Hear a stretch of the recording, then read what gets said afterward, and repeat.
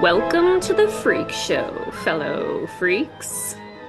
I'm Matthew Brockmeyer, And I'm Christa Carmen. and this is, Murder Coaster.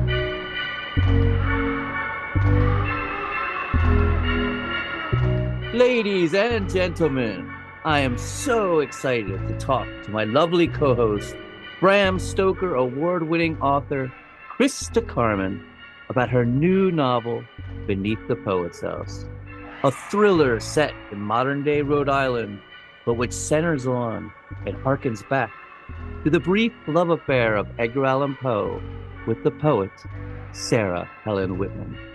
So many congratulations on your new novel. Thank you. Thank you. Very exciting to have a second novel out in the world. Yay. And I'm so glad we're doing this series on Edgar Allan Poe because it just coincides with your new book so well. There's so many little details and so many Easter eggs and so many things I might have missed if I hadn't been studying Poe all this time. It's just an amazing job. I love this book. Love it. I love it from the very first line. And I was wondering, do you have the book on you by chance? I do. Yeah, it's right behind me. Let me grab it. Okay. I also have my Poe writing gloves on. Nice. Can I get you to read that opening line? I would love it. Yeah, absolutely. So good. It was hard to argue against death's inherent beauty in a place where stonework snaked through icy landscapes like abstract art, and evergreens softened the spaces between tombstones as elegantly as emerald paint. So gothic, and it sets the tone of the story so well. Thank So you. my first question, I guess, would be, when did you become aware of Sarah Helen Whitman and her house there in Providence?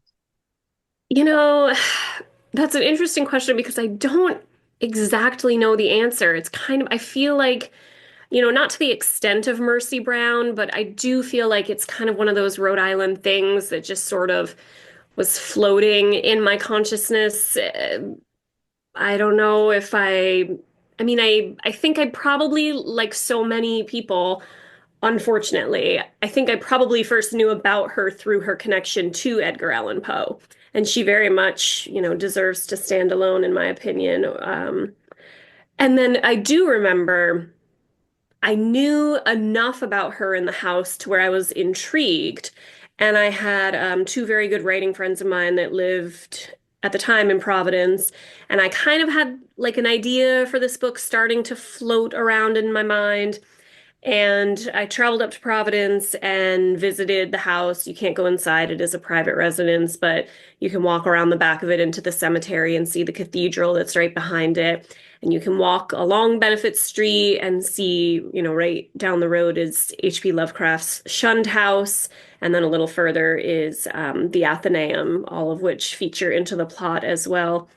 But when I got to her house and I was in the cemetery, I I actually told this story at the launch of the event because somebody asked a similar question, and it sounds like very gothic and overly dramatic, but I swear to you it's true. So being in that cemetery behind the house at 88 Benefit Street, it's bizarre because it's very much in Providence. Like it's in the city. It's not, in a suburb of the city. It's not off the beaten path. It's like you can look up and see the State House right, across the way a bit. There's plenty of bustling traffic on Benefit Street. There's coffee shops right down the street away. There's people everywhere. But when you're in that cemetery, it's like you have stepped back in time. I swear to God, sound is more muffled there. I don't know if it's the way the buildings surround the cemetery. There's the big cathedral too, where like sound might hit it. And, it's like silent and you feel as if you could turn around and like Sarah Whitman's gonna be there in her rose garden. So once I realized how magical that setting was, the idea for the book really took shape because so much of it has to do specifically with the setting. I mean, you could argue and be very correct that without the setting, the entire book doesn't work. Yeah, you describe the house so well and so beautifully. Like I got this vision of it in my head, and then I went on Google and I Googled it and I looked and I was like, this is exactly the way I saw it in my head, especially like the panels with the secret entrance on the side there. Yeah, yeah. I mean, there are some really nice photos on the internet where you can see like the architecture of the house. And I also love the way when you're looking at it from the side because it's right on the corner of a connecting street. And when you can see like the sort of diagonal lines of the house and you see just how many floors it is, it just looks mysterious. It's like inviting you in to, it just looks it's kind of like the opposite of House of Leaves, right? Where it's like you look at it and you kind of know that there's more behind the walls than there is to just the outside of it. So, yeah. Um, Levi Leland, who helped me a lot with the research for this, he is a Poe and Whitman scholar. He runs the website Edgar Allan Poe in Rhode Island, and it's all about Poe's connection to Rhode Island, and he's very knowledgeable about Whitman as well. He, in doing his research, has just recently been able to tour the inside of the house, and I have not had a chance to sit down and speak with him yet about like what he saw and if he was able to take any pictures. But yeah, it's a really cool place. It's five separate units now, right? Is that what you Yeah, said? yeah, that's one of the reasons why it's like hard to get inside. It's like people live there and they probably don't want to, I think I talk about it a little bit in the book too. It's like if you live in a place that people are drawn to, it's definitely got to make for some weird encounters at times. Oh, wait, can you imagine living like in the Amityville house or something like that? No, You you have like go to walk out constant, your door, people are yeah. snapping photos. Like, have you seen any ghosts? You're like, I'm just trying to get the mail. And someone lives in H.P. Lovecraft's house as well, huh? Or the house where that story is set. Yeah, you can see pictures of the Shunt House online. Like if you, I forget which real Mhm. estate website it is. It's like Zillow maybe. Um, it's very beautiful. And yeah, it also looks like in the book, it's abandoned, and kind of creepy inside, but it looks beautiful. Like I would love to live there. So since you're saying about your love of Sarah Whitman's poetry and how she deserves to stand alone, do you think you could read from the afterword for us just a little bit? Like let's see here. Picking up with so if after. So, if after all these gorgeous verses and captivating biographical facts, all the moonlit roses and reverent dips into the inscrutabilities of death, you are still asking why Sarah Helen Whitman, then I'll leave you with this. Because she of the coffin pendant and midnight black dresses, she of nighttime gardening sessions and regular attempts to understand where the dead go, was as hauntingly intriguing as the lines of her delicate, decadent poetry. Because the house she once inhabited infuses mystery from every federal style window molding, bone white against the striking shade of red, as it sits sentry like above St. John's Cathedral and the silent, shadowy cemetery. And because, though no one can discount the macabre genius of Edgar Allan Poe, the woman who commanded his attention with her sharp wit and sharper discernment is just as deserving of contemplation, admiration, and indulgently eerie spin-off stories. Woo. So nice, so good. Thank you. Yeah, I tried to spend some time on the afterward because I wanted to. Well, first, it's the place where I do all my cite. Poe and Whitman's work is in the public domain, but I still wanted to cite it all and make sure people were aware that, because I include some of the passages in the book, and it's like slippery with fiction. Like I didn't want somebody to be like, "Oh, did she write? Did she write that?" Like no. Right. So the pieces of their poetry, I wanted to make sure I cited, and then yeah, just offer a little more by way of biography of her, some interesting facts. I consider myself like a big Poe fan, but I was totally unfamiliar with her work, so I really enjoyed it. Yeah, and I will show you too my friend Levi that I mentioned that he not only is just a scholar and huge advocate for like the historical integrity and like he has worked with the Athenaeum because they have some of Poe and Whitman's documents. But he gifted me this first edition of Whitman's work, like first edition yellowed pages, like I'm afraid to open it fully. You need So to I've put on been some reading, gloves, man. I know, I've been reading her work very, very carefully from because I read all of her poetry before I wrote the book. Everything that was, it's actually this same book that I had read, but that I took out from the library, and it was old. It was very old, but I don't think it was the first edition. So I'm like rereading everything now, and it's quite enjoyable. I don't know. I don't think you should read that. I know. Well, I like I open it like this much, and I kind of like look in, and I'm like, and I have like glass fronted bookshelves with like temperature, like this. My office Nice, is, nice. yeah. So I'm like, it's safe enough to peek. I have some first editions and people come and they're like, "Oh, can I?" And then I'm like, "Don't even Don't even touch look it." at it. Yeah. So yeah, obviously so many allusions to Edgar Allan Poe's stories, from the morphing faces of the dead and Ligeia to the underground dungeon or the pit and the pendulum, buried alive like the premature burial and the black cat and the fall of the House of Usher. Which were your favorites to write? Which of these Easter eggs was like the funnest or the most literary to throw in there? I don't think any of them were unenjoyable. I think I enjoyed every single one of them. I will say and I won't give any spoilers, but with everything that I did with the pit and the pendulum, I wanted to be very certain not to be like gimmicky or cliche, because I feel like that's the one where people, people might recognize the elements of that story. I guess the same could be said about the black cat, but I just had fun with the inclusion of a black cat in the story. I felt like that was a And the fox. yeah, yep. Yep. I think, and again, I don't want to give spoilers, and I can't remember off the top of my head like which references are in that section, but when the two-thirds point of the novel hits and something has changed between Saoirse and Emmett's relationship, I feel like my inclusions of Poe's work get much darker. They're sort of like fun, and I used some of his lines in his love letters to Whitman, and it was sort of light, and the references prior to that were sort of much less intense.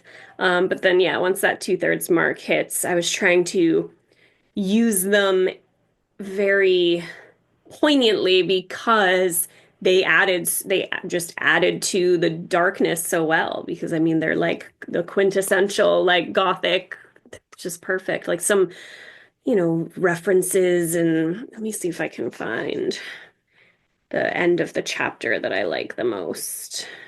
Like I like the end of chapter 39.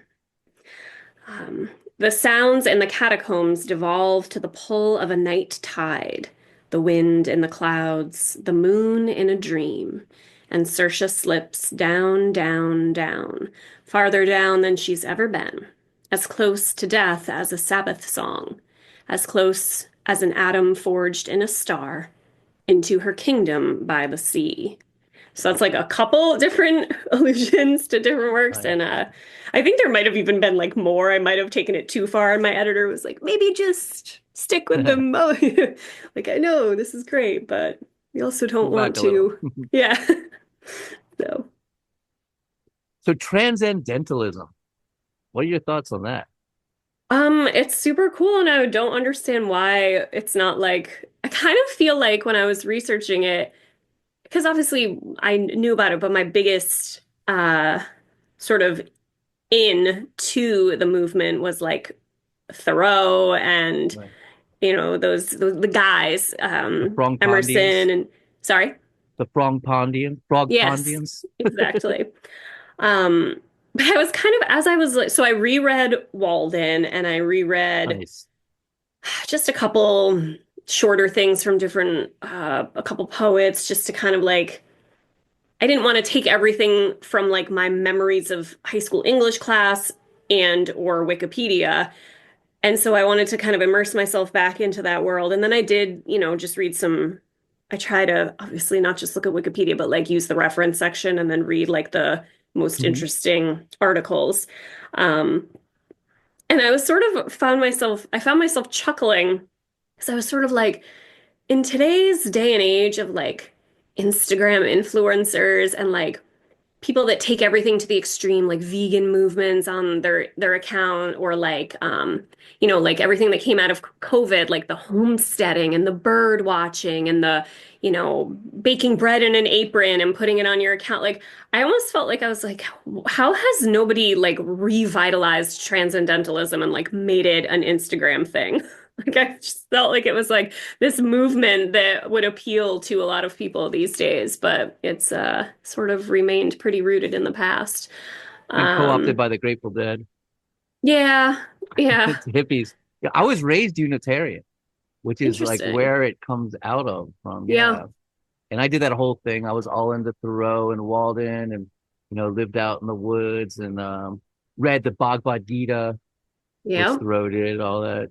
Yeah, yeah. It's I mean I had so much fun writing those three characters. And again, like it's tough because this isn't historical fiction and it's also, supposed to have a lot of elements of thriller, suspense, and horror. So it's like there were so many side tangents that I wanted to go on with the three characters, Lucretia, Mia, and Roberto, that I wanted to just like dive deeper into their transcendentalism, but it would like kind of grind the plot to a halt. So I had to cut a fair amount of like their ideals and their, the way they lived just because it didn't really serve what I was doing, but it was very fun to research them. And I do feel like even like putting that all into them, it made their characters like more colorful. So One thing that I really never understood, I don't know, I've never really studied it too deeply, to be honest, but the overlap of transcendentalism with spiritualism, like it's a weird overlap. Was Thoreau in them? Did they do like I don't think seances and they all that and really stuff? went, no, I didn't find anything that showed them in that side of things. I think it was because they didn't, you know, It was kind of like just two movements at the same time, and some people were into both of them. yeah, and I do think that like even though there were spiritualists at the time that were kind of like what we would think of today as occultists and interested in like the sort of what was it, the Fox sisters? I always forget exactly what year the Fox sisters with their rappings, they were kind of Yeah, yeah. taking over, Did taking the Houdini out country. them? Sorry, yeah. Did who? Yeah. hmm but there was like sort of the the brand of people that were into spiritualism where it was like they wanted there to be ghosts in the walls rapping. And then there was sort of the more scientific transcendentalist approach that Whitman had, which was like more scientific and like really it Mhm. was more of a desire to like see if there could be proof of the afterlife, not just like oh, let's have parties and do seances and get crazy. So yeah, but Sarah Whitman was kind of cool because on one hand she was so smart, and you can tell just from the speeches that she wrote, and she was a wonderful literary critic as well. Um, and so she approached her spiritualism with this like very high level of intelligence. But at the same time, like I really appreciate it because she came at it from that perspective, but she also seemed to like kind of all take on the aesthetic of it too. Like she would wear white, either all white flowing garb or all black. And she wore that coffin pendant around her neck. And like, if you go to Levi's website, maybe we can put it in the show notes, the Poe in Rhode Island website. I mean, you can find it other places on the internet. I just know that that's like well, he's got a drop down of Sarah Helen Whitman, and he's got all of the daguerreotypes and portraits and drawings that were ever collected of her throughout her lifetime that we have. And there's like a couple Actually, I have one over there. You can't, I won't move my camera and shake things up, but she has a couple photos of her like dressed for seances and she just looks so goddamn cool. Like I mean, veils over the face and like black, like tasseled shawls. And I mean, she looked kind of like a tarot On golf. reader, but Yeah. but like That just was all, Victorian look, especially. yeah, Yeah. exactly. So she was just really Did you see cool. that? Have you seen the pendant? Is it Sorry? around? The pendant? The coffin pendant? No, and I talked with Levi a lot about that too. And so I mentioned in the afterword, uh, in my book, I make the pendant be metal for a Right. specific reason that I won't go Right. into. But they believe it was carved wood. Oh, so And they don't it's, have it. It's lost, huh? yeah, I it wonder is if it not, opened.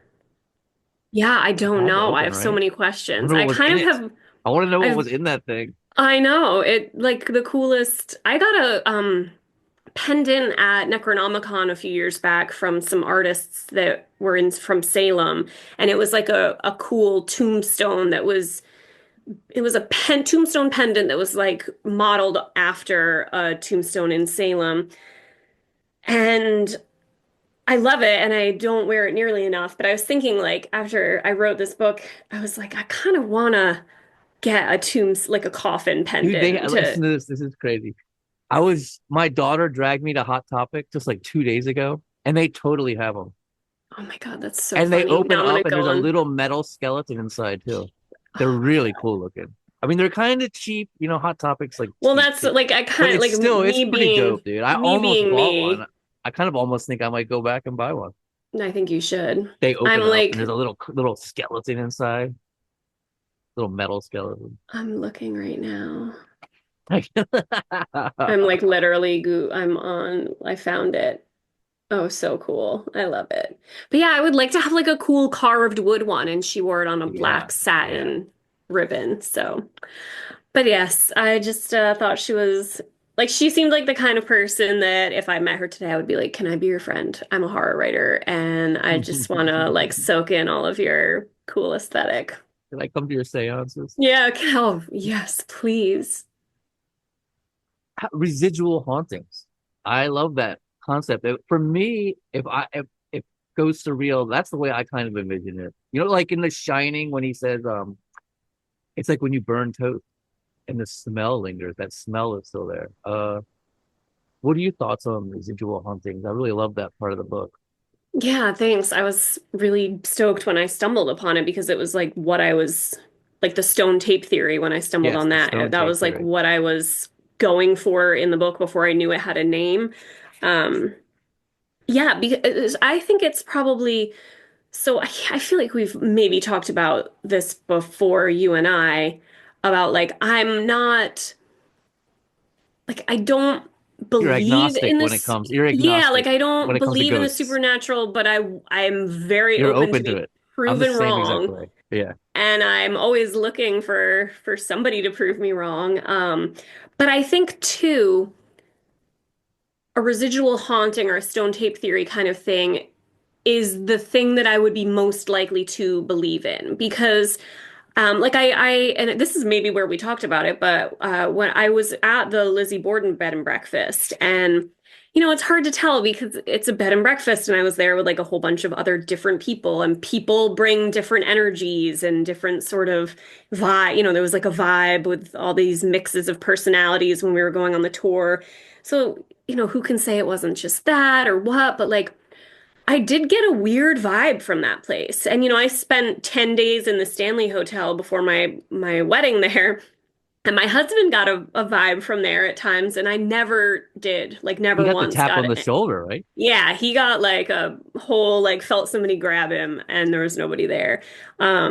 But yeah, I didn't experience anything there, but there was some like weird energy at the Lizzie Borden bed and breakfast. And again, I think I talked about all this and like somebody had night terrors in the night and like there might have been modern day reasons for it, but and this is one of the reasons why I like historical places so much because they they instantly get it's like I can't help but think of the people who were there before. Like I went to the Newport Mansions a weekend or two ago, and it was like the Christmas, the lights, and everybody goes just to like see the beauty of these lights. And I am still there, like walking around, even in the midst of like all these beautiful Christmas trees, thinking like, who was in this room and what happened here? Like I'm Mhm. just always way more interested in what it was like to actually be there when people were living there. Um, and so, yeah, I just think that that energy and that's what I'm interested in. And I could be convinced, like if I were in one of these mansions or a historical place and, feeling like there's something over your shoulder, or feeling like I like the idea of like things continuing to play out years later, even if it's just like the memory of it in the walls or the energy of it in the space. Like it's a cool concept. And it also like keeps the past alive. It's like kind of nice to think like, I don't know, obviously like nobody's going to be touring our shitty little American architecture ranch houses in 100 years from now, but You if never somebody know. did, like, I don't know, maybe they would feel an energy from the people who lived there. It's a cool thought. Or, if we want to take it super dark, like obviously with the Lizzie Borden thing, like, yeah, do we feel like there's bad energy because people were hacked to death with an axe in the house? Like, seems like you can still feel the reverberations of that if you are of that mindset.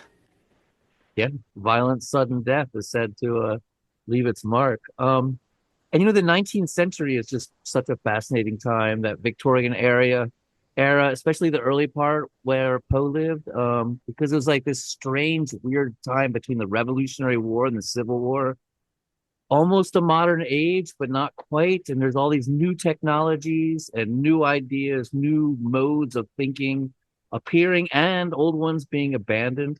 I was wondering, do you think you'll actually write a novel that literally takes place there at that time, like a historical fiction? Yeah, I don't know. I want to say my probably not because I think I'm just too interested in what we were just I guess maybe I won't say probably not You're because who just in the knows what I'll be. modern take on it, the modern look Yeah, at it I'm like I mean maybe in 10 through the years the looking things that I glass. like to write will be different and I'll want to do something that's pure historical. But I already have an idea for my next book and it's like kind of the same concept in a way. Like it's a historical figure in like the late 1700s, early 1800s that, I want to play with. I actually want to, I think I can say this without saying too much, but like, I want to like bring this person back from the dead, literally, and like have them exist in modern Literally, times. Yeah. necromancy. Yep. So I'm playing with that right now, early stages. Nice. You had some fun tarot card stuff in there, and I dabble a little bit in there. I just find it really fascinating. And I'm kind of like a hippie-ish, so like the Seven of Cups is always an important card to me. It's like the psychedelic card, the card of illusion, magic mushrooms and stuff. And I'm not familiar with the deck that you were talking about, with the black and white drawing of the woman with the glass falling on her. Is that an actual old time deck that was used back then, or did you make I that don't think up? it was, no, I found it somewhere and I'm sure I keep all the websites that I use for my research, I keep in a folder. Um, on my desktop. So like in my favorites of my internet browser. So I'm sure I could find it again. I'll try to find it and I'll send you the photos of it. Cool, yeah, It sounds wasn't a neat. deck that I own. Yeah, the stuff that I have like, God, one, Well, the two, three, Rider Waite's like how a, many? a I have guy like looking at 10 like all the decks and cups, and like there's a psychedelic mushroom coming out. It's all, yeah. yeah, now I'm like And I curious because I think can Crawley's. picture it in my head the way it looked, but I haven't looked at it in over a year. So I'll see if I can find it for our episode. So, okay, your last novel was relatively chaste. In many ways, it was about the struggle of resisting alcohol. But in this new one, it gets wild real quick. Your protagonist gets drunk with a writer she hardly knows, ends up in a hotel room with them. She's eating ecstasy, breaking into H.P. Lovecraft's house to have wild sex. There's LSD. So did you just want to like lively it up there, or were there the themes of poetic excess that you were trying to explore? I mean, I definitely think it fits in to themes of poetic excess, but I think if I'm being honest, I think it came mostly from just trying to be really true to fleshing out my main character. Like for some reason, I worked really hard to like dig into what I felt she would be like and what her psyche would be like. And without spoiling, like the end, like I mean, her husband dies, and there's other things that go, you learn right away that her husband dies, but you don't learn everything that went along with that and what their relationship was like until the end. And even though you don't know that as the reader, obviously she knows it all. So I was just trying to make sure that I had her act in a way where she was like, trying to overcome her past in the way that a real human would. Like, if you wanted to write, and I've seen a couple, I try not to look at reviews, but I saw some like early just stuff that people had tagged me in, where it was like, Saoirse was such a frustrating character, and like she was so, I just wanted to smack her on the head, and she was making all these dumb decisions, and I was like, don't tell me for 1 second that you or someone that you know very well have not been like that exact person. I would Like, never eat ecstasy and break into H.P. Lovecraft's house to have wild sex. Never, especially in I my don't believe 20s. I you. never would have done that. Right, exactly, exactly. But even like the tamer stuff of like jumping into this relationship. I mean, she was a writer and he's a Pulitzer Prize winning like famous novelist, and not just saying that like I would do that because of like crowd. I mean, Peer like pressure. just like yeah, but I also made him charming and enigmatic and extremely intelligent and like everything that she would really like in a man. And I just felt like it was very obvious that he would be very hard to resist no matter what else was going on or what like little red flags. Because there's a lot of little red flags in relationships with people who don't have as many pros as Emmett had going for him. So I just tried to make it as realistic a relationship and make her as realistic a person as I felt, would be in that situation. And I Well, it don't made it a know. lot of fun, sex, Yeah. drugs, and transcendentalism. Right? Recipe for success. Recipe for fun. Something I did not realize until I read that book was that ether was prescribed by doctors to help with heart irregularities. I know, wild, right? It's really weird. Ether didn't come into vogue into the 1800s, I guess. I just did a little a dive into there. Like, and I was telling you, Hunter S. Thompson said, the only thing that really worried me was the ether. There is nothing in the world more helpless and irresponsible and depraved than a man in the depths of an ether bin. Yeah, it's wild. And so apparently ether addiction is a real thing. You even see it today, I guess, apparently. And but in temperance groups, and I guess she would have been that she was in the temperance groups and part of that back in those days, and especially in Ireland, they would say use ether instead of alcohol as like a alternative to alcohol. And people would Mm. actually drink it. Oh my God. It's crazy. Uh Yeah, well, the crazy thing too is I'm pretty sure this is in the afterword. I'm trying to remember.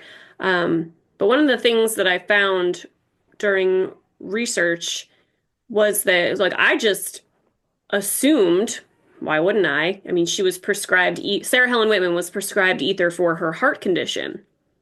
But there are scholars today who don't think she had a heart condition at all, that she had no like actual symptoms of a heart condition. She, didn't die from something related to her heart. They think she might have just had like an anxiety disorder and like would get like well, little panic attacks, yeah, which might yeah, have but been well, panic exacerbated attacks. by the ether. Well, when people have panic attacks, like they're often think that they're having a heart attack. It's like Right. the same symptoms and stuff. Yeah. So I thought Um, that was interesting. yeah, that is super interesting. And if a doctor, heard about those anxiety attacks, he could have thought it was a heart condition. Yeah, and described her, the ether. Yeah. It's just so wild to me. Like the things that people thought were because today you'd be like, ether's like, that's crazy. But like you wouldn't think much of someone getting a cocktail or a drink. Whereas back then they're Right. like, oh no, alcohol is evil. Do this ether. I know. I And I know. guess Ether. they would have parties and stuff where they called them like ether. There was some name for it, like ether frolicking. Oh my God. It's crazy. Yeah. I mean, yeah, being prescribed ether for a heart condition is only slightly less insane than being prescribed a tonic of water and the ashes of your sister's burnt up heart and lungs, a la Mercy Brown and the Vampire Panic in Rhode Island. Like, it's like And that was 40 years later after this. later. I know. Crazy. Totally. Yeah, yeah. It was I don't know. Oh no, we're gonna get into it later with the Edgar Allan Poe. What they were saying that yeah, well, just weird theories and how consumption starts and where it comes from and stuff. It's Mm. some crazy stuff. So yeah, there's so many literary allusions in this book. I mean, of course, you have Lovecraft, which makes sense because it's Rhode Island, and Emerson and Thoreau we talked about because they're part of transcendentalism. But you also managed to squeeze in James Joyce. I love Joyce. I was wondering, specific is there any specific reason you put Joyce in the I just there? also like him and like his poetry. And yeah, I don't know. I think, again, there was probably like some others that got cut, which make it seem like his is more of a standout. But yeah, I don't know. It just fit. And I studied Well, him in like Poe, college. And he really helped develop the short stories in art form. It was yeah, crucial to the modern idea of the short story. yeah, yeah. Yeah, I was just a fan and knew enough about him to like do it where it made sense. Snow was general throughout Ireland. All right, this is a weird one. This is gonna sound like it's totally out of left field, and it's probably all just but like the way you were describing the life of Emmett and who he was, I kept imagining Donna Tartt to the point where I started seeing her face because there's so many parallels. Like there was a huge bidding war for her first novel, and then she won the Pulitzer Prize, of course. And she writes incredibly slowly, and there's always like this anticipation, and there's like this constant pressure on her to put out a new book. And she dresses all in black with like these stiff white collars.